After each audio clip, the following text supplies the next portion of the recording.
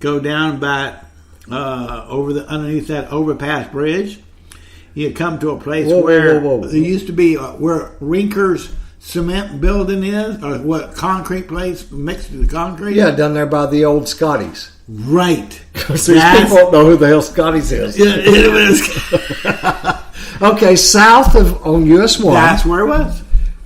Almost just like there, where old Live Oak High School. It's not there either. Right. But the gym's still there. Yeah, it is. If you look across the US 1, that's where the ice plant was. Wow. Okay. And what happened is that after the railroad company went on strike because it was union, and they shut it all down, they ended up shutting that down, and they tore it down. Really? Yeah, they wasn't landing. But they used to blow ices in the carts of the trains from Jacksonville to Miami, and to keep certain items, chilled. And that's how they got it down to the railroad. And I mean, these are big, giant ice blocks. I mean, big. And they run right through those choppers, and they blow it right on into the carts. And then they just move it right down the line. Wow. And then the next thing you know, the train was off to Miami. That's how they got all their stuff from Jacksonville or Georgia all the way on down the line. Right. They just kept it cold. Well, they didn't have refrigeration on exactly. They didn't have refrigerated train cars back in the day. So they would blow ice in them. That's how they would blow the ice in. It was in the old ice plant. Yeah. And we're fortunate, most of you folks don't know, unless you're a railroad buff, that the Florida East Coast Railroad, which services from South Florida all the way to North Florida, is the line that is right here in our area. And back in, what was it, the 20s or was it 30s, they had that big hurricane down in the Keys. And they wiped it out. And it wiped it out. And here's a funny story. It's not a funny story, but a tragic story was they sent at New Smyrna, right, was the main hub for the Florida East Coast Railroad back in the day. And they knew the storm was coming. Right. So they loaded up all these workers on the train to go down to the Keys to help people prepare for the hurricane. And about the time it got down into the bridges, down in the Keys, the storm came, blew the train off into the water, killed I don't know how many people. You can Google this. And, lost a lot of people. I'm sure it did. That was, I think it was in the 30s. I don't remember what hurricane it was. I could search it. But anyway, that's part of the history of the Florida East Coast Railroad. Yeah, and the Florida East Coast Railroad was really a very important part of building Florida. Yeah, it was developed by Henry Flagler, right? That developed. Back in the day, he rubbed elbows with the Rockefellers. Yes. And Rockefeller made that big hotel up in Ormond Beach. Right. And now it's not a hotel. I don't know what it is now. It used to be a hotel. It's casements. Now it's a restaurant and a museum. Yeah, it's unbelievable. But it was beautiful. Yeah. So Henry Flagler started the Florida East Coast Railroad, and it's still chugging along today. Right. And so that kind of brings us into hurricanes. Yeah, we're in hurricane season. And something is starting to develop now. Usually in end of July, September, August.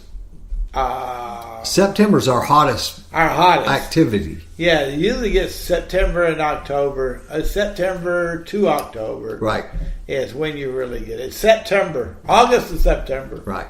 Now, I don't want to alienate you folks who live in the other parts of the world, but, there are people that live on the coast, and whatever area you live in, you either have tsunamis or you have hurricanes or you have, something along that line, whatever they call them. Right. So anyway, what I'm trying to segue into here is let's talk about some basic hurricane preparedness, because we're right here in the hurricane season. It started June 1st. Yes. And so we're what, July 5th today. Right. And so let's talk a little bit about how to prepare for a hurricane. I can tell you immediately the very most important thing that you can do. Beer. Right. Get 2 cases or 3 cases of your favorite beer. All right. That's the most important. Okay. Then you move right along. Okay. Well, let's talk about water. You need 1 gallon of water per person for at least 3 days. Well, what do you think beer is? Well, that's beer. That's water? No. It's 85% water. The rest of it is hops.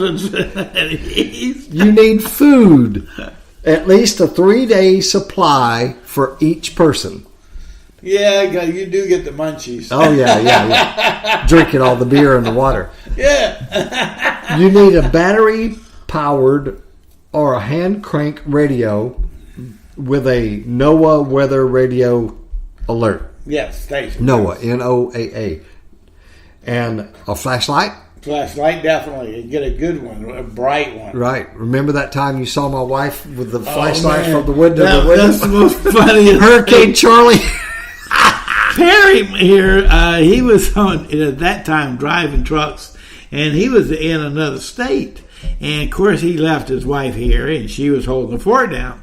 Well, I try to keep her, why don't you come over to the house, and because we're just right across the house, and right across the street. And no, I'm going to stay here and write and I can write it out with and talk to Perry. I said, okay. Well, and later on, the storm really got rocking and rolling, And I had the flashlight, this big old flashlight, and I would put it out, and I can look around the yards to make sure, see if any trees are coming down, because they was really, it was hard. Yeah. And the lights were flittering back and forth, and finally they went out. Well, here's Perry's wife, Andrea, has the flashlight on and running from room to room, the corner of the end of the house to the other end of the house. And I'm thinking to myself, I bet you Perry's hearing this.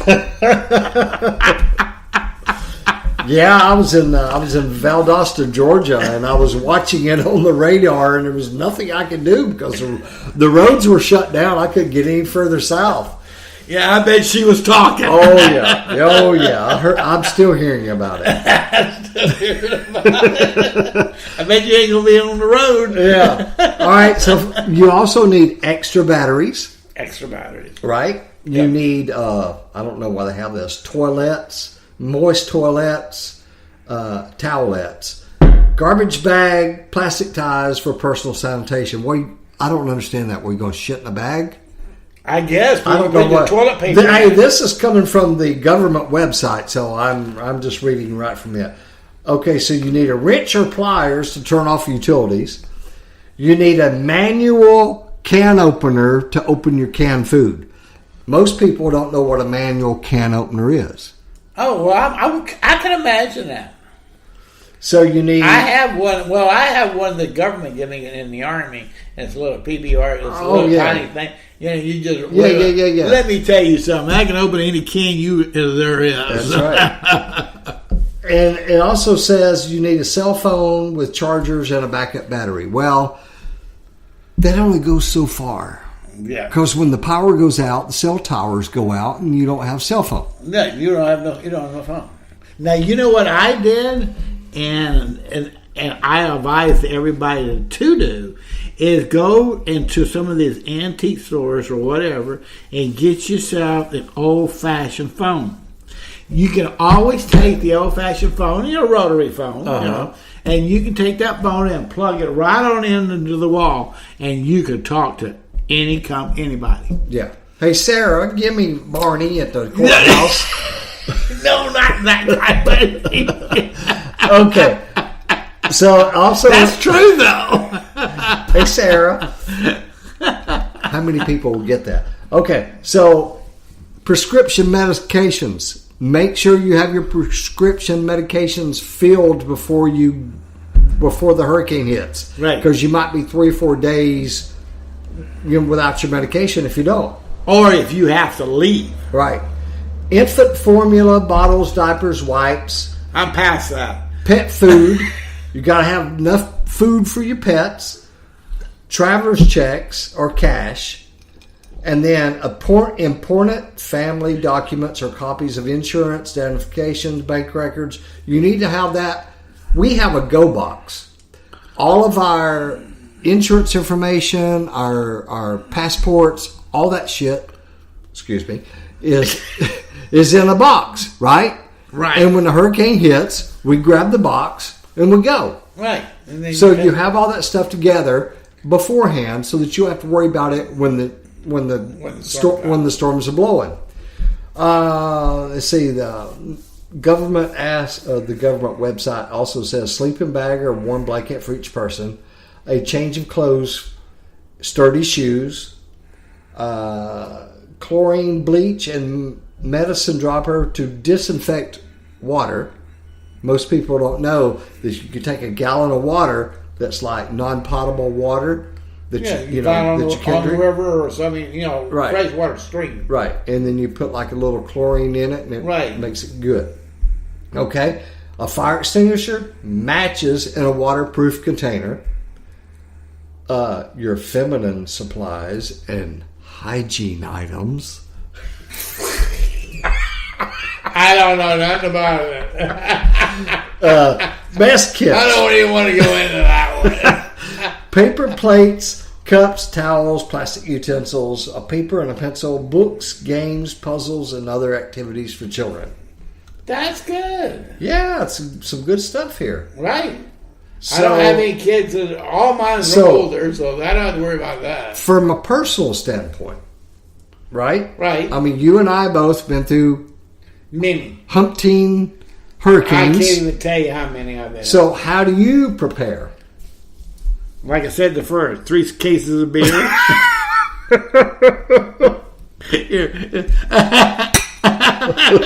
Well, you got to have your priority first. Cheers. How I really actually is, I do just about almost all those things. But see, I have a swimming pool, so I can always take the water out of that. And I have Florida Power and Gas Company, so I don't.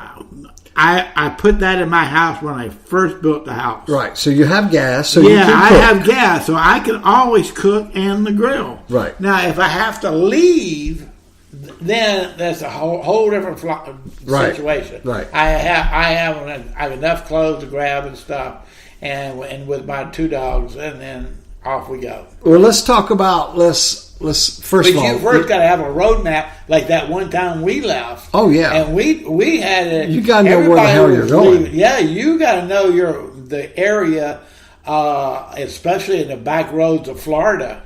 And if you know the back areas of Florida, you can get wherever you want quickly. The only time you have a problem in New Smyrna, where we're at, would be crossing I-95 because everybody's coming south. Right. Well, that's the thing about it. It's like when the hurricane is approaching and the evacuation plan is in effect, people are going to be clogging up the interstate highways in the main areas. Whether you're in Florida, in the Central Florida area, or wherever you're at in the world, the people are going to be clogging up the main arteries, and you need to find the local back roads to get around all that mess. Yeah, you got to have a map and already map it out. Right. You have to have a plan in place. Right, exactly. Because the hurricane's going to come from, the Caribbean or from the Gulf area, either one of those two. So you got to have figure out what direction, either direction. Well, that's what we do is we sit and we watch the Weather Channel constantly, especially my wife. And we watch the Weather Channel. We know which direction it's going to turn, whether it's going to head this way or that way. So your wife still watches the Weather Channel after that? Oh, yes. She went through. So you have to be prepared. You have to know which direction. I mean, there's no sense taking off and evacuating to an area that's going to be hit. No.